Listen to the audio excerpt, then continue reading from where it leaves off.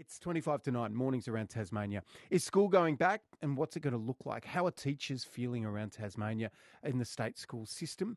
You might have seen the Premier of New South Wales saying they're expecting students to rapid antigen test twice a week.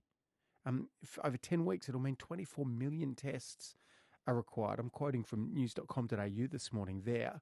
And in South Australia, teachers are considering strike action. They're not satisfied with the safety rules in their classrooms as they get ready to go back in 2 weeks' time. Let's say good morning to David Genford, who's the president of the Australian Education Union's Tasmania branch. David, good morning to you. Good morning, Leon. How are you? I'm well, thank you. Do your members want to get back in the classroom in 3 weeks' time? I think we've still got a lot of answers that we want to get from the government and the department before we can confirm whether or not we're comfortable returning to school on the 9th of February. I think that we've got a little bit more time than some of the other states. All the other states go back earlier than us. And we're still working with the government to ensure that some of the questions that we've had unanswered can be answered. What are those questions, David? One of the main concerns we've got is in regards to ventilation.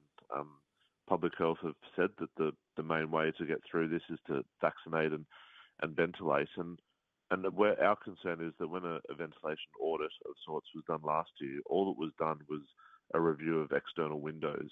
There was actually no audit of what ventilation is like in classrooms, and there's no plan for a measurement system to be put in place to make sure the ventilation is occurring. That would be one of the main things we're concerned of. And then I think also along the lines of what you were just talking about then in New South Wales about the availability of RAT tests for both our for the staff in schools, but also for students in schools. From our understanding, there's been a very small amount of RAT tests, about 10,000 that have been ordered for the department, and that's nowhere near what's going to be required, depending on the strategy they use when it comes to having RAT tests available in schools.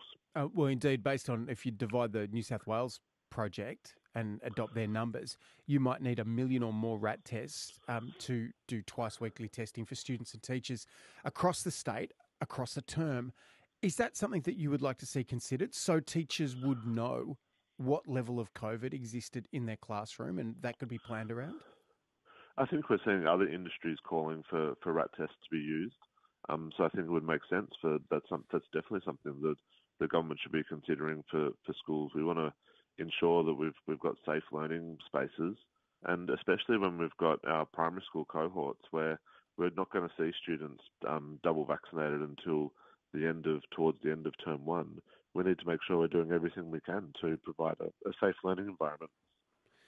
How are teachers feeling about this as an environment to go back into?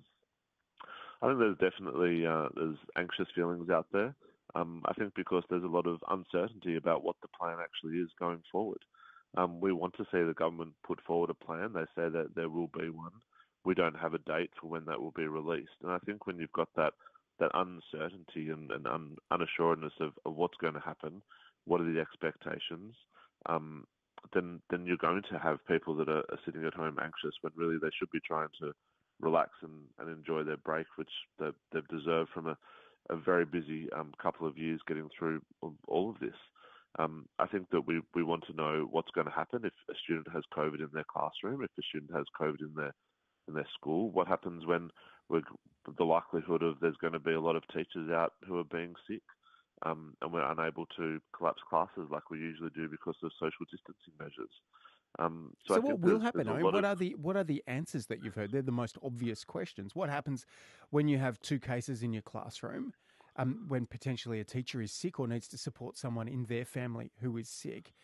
What happens then? It's a great question, and it's one we'd love to hear from the government to answer, because at the moment we don't have that answer. We're hearing that we'll be following close contact rules, which we know often change.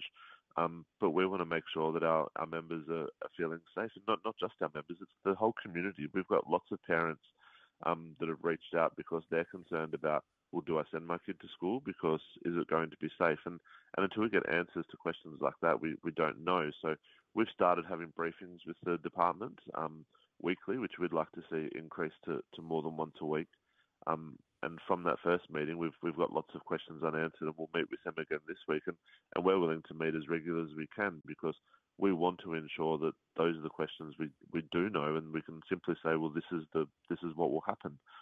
We already know we have a teacher shortage in the state, and we've got a teacher shortage across the country. And I really feel as though by learning to live with COVID, which seems to be the plan of the government, one of the byproducts is going to be is that COVID will get into schools. We're going to have people sick, and we're going to be difficult to maintain classes running as normal.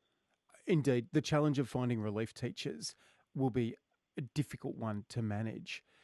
Is it possible that parents will be asked to step into classrooms to help fill or at least look after student cohorts?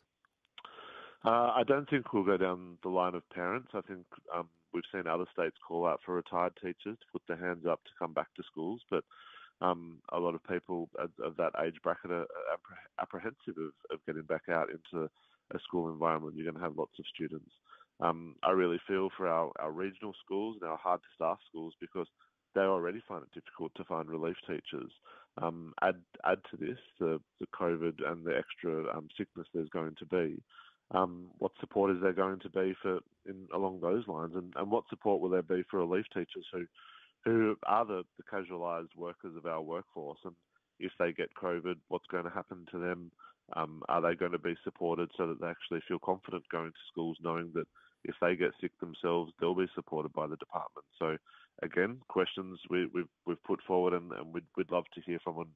We really need to see a plan, and we really want the minister and the department to produce this plan so we can know and follow up on further questions we've got concerns with. We've got a glazier to talk to us in just a moment. The government have promised to replace 8,018 windows in the state school system before the term returns. I mean, will teachers want to know that their class is properly ventilated before they're asked to start teaching in it for 2022? Absolutely. That's definitely one thing that they want to know, because we've heard about how important ventilation is.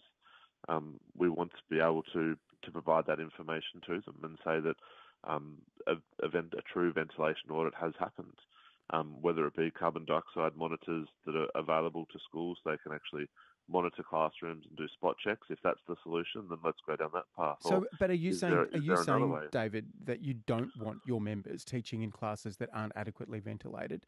That it would be your expectation that ventilation standards will be met before teachers and students indeed are asked to go into those spaces for 2022?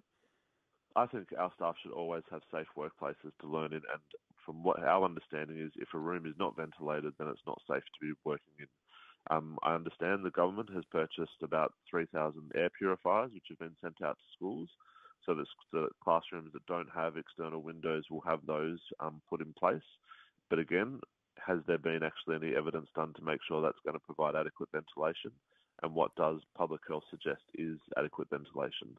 So we've got 3 weeks ahead of us. I really think things like this need to be done to make sure that we can provide assurances to not just the educators out there, but also the parents that are going to be sending their students to school. When do you want that plan? I'd love to see it, but this week. I think that the longer we leave it, the less likely we can actually examine it and actually make sure that everything is going to be put in place. What are teachers going to do if a significant number of parents say, I'm not sending my child to face-to-face learning until they're fully vaccinated? So that's 8 weeks from now, assuming they got in early. Is that a possibility? And will it be teachers expected to both do face-to-face and deliver some online component of class teaching? So we've been told by the department that teachers will be focused on delivering learning to the students that are in the classroom, and that they will supply programs and put in place measures to help those students that will be remaining at home. I think that we saw what happened over the 6-week lockdown in 2020, that having the 2 modes of learning is too difficult, and it burns people out really quickly. I think that we need to make sure that our teachers that are in school are focused on making sure that they're providing learning to those students that are there. And again, we're seeking those assurances from the government that those plans are in place, that those learning packages are in place, because we don't want to see students that have to stay at home or their parents are choosing them to stay at home to be falling behind. Excuse me, and have those learning packages been vetted and looked at and made sure they're appropriate for all our learners. So many questions, hopefully answers from the Department of Education this week. We've asked for the head of the Department of Education to come on the program and talk through that plan when it's fully known. Be interested to see if they can make this week and deliver it with 2 weeks to go until school returns. David Genford, good to talk to you this morning. Cheers. Thanks, Leon. David Genford, Australian Education Union, Tasmania branch.